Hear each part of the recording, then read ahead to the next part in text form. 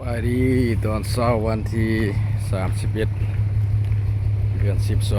2025เนาะอันนี้ก็เรียกประจำตื่นมาก็มาหงบอกเซ็กรถเติมหม้อน้ำหม้อในน้ำมูกน้ำมันอันนี้สำเร็จแล้วเนาะสำเร็จแล้วคันนี้อันนี้กำลังอุ่นเครื่องอันนี้ก็เซ็กแล้ว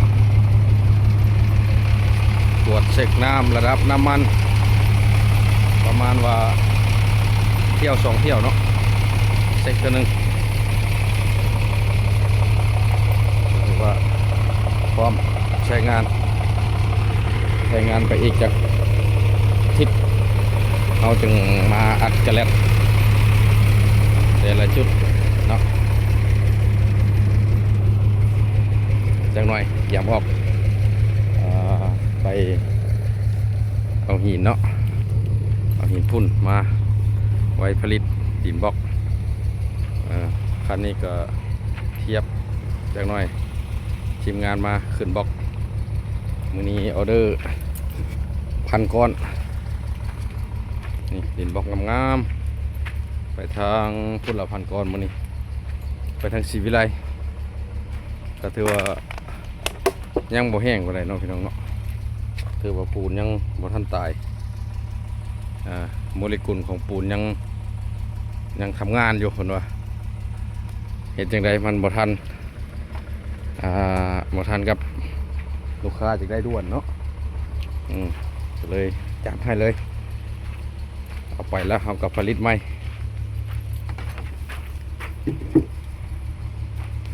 นี่ก็เป็นผลงานของทีมงานเฮาเนาะ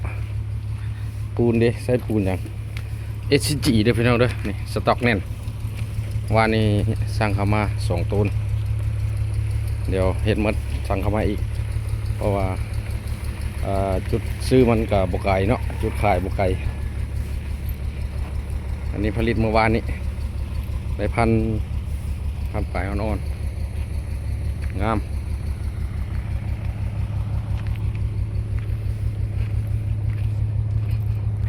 นี่เต้นเลยนี่เต้นแคมปิ้ง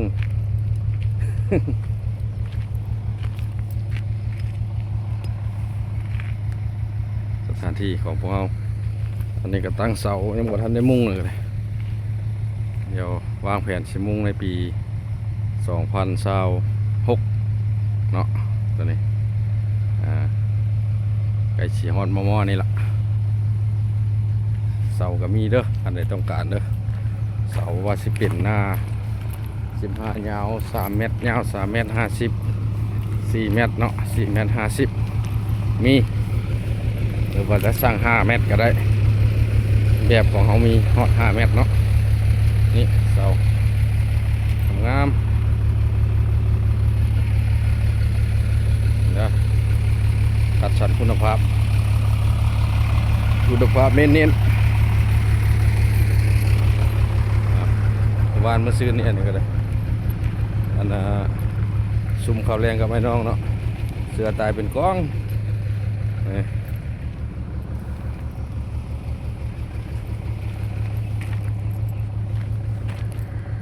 นี่เป็นสถานที่ทางแคมทางเนาะตัวนี้เนาะนาของเฮียนทำพวงเด้อพี่น้องเด้ออันว่าไผ่บ่ฮู้แม่นอยู่จุดนี้แหละนาของเฮียนทำพวงคนละฝักหัวเลยล่ะแนมเข้ามาเห็นเสาเห็น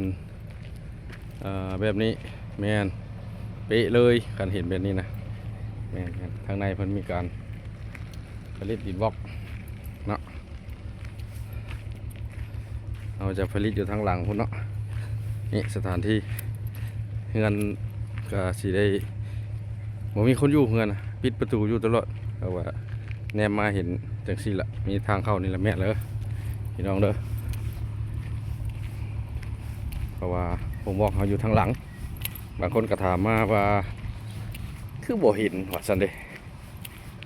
เห็นเขาอยู่ทางในเด้อผมบอกอยู่จุดนี้แหละที่อยู่ทางในหลังเฮือนว่าซั่นซะหลังนี้ปกติก็มีคนอยู่ประจำอยู่คนนอนอยู่ห้องนี้แหละ แต่มื้อนี้เพิ่นเมื่ออันเมื่อเข้าดาวเพิ่นว่าได้เมื่อเข้าดาวกับเมียเอากะฝากให้เนาะบ่เป็นหยังสรุปเงินให้เพิ่นแล้วก็เพิ่นก็เมื่อวันที่2พบกันเพิ่นว่า